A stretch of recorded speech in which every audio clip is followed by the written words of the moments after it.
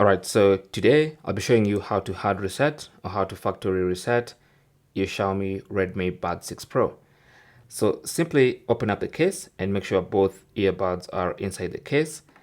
And with the case open, what you want to do is locate this button at the bottom of the case, right next to the charging port. And you want to go ahead and press that button and hold it in for maybe 10 to 15 seconds. And what you're looking for is a quick, rapid blink of this light, and then it's gonna go back to normal blinking, and then you'll know you have successfully reset. So let's do this together. So there's the button, press and hold. 1, 2, 3, 4, 5. You can see it blinking, not too fast. There's going to be a quick blink. There you go.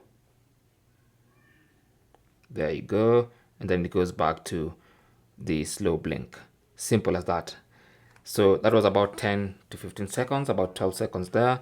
And you have successfully factory reset your Redmi Buds 6 Pro. Simple as that. Thanks for watching. Don't forget to like and subscribe. And if you have any comments or questions, talk to us in the comment section. Good luck.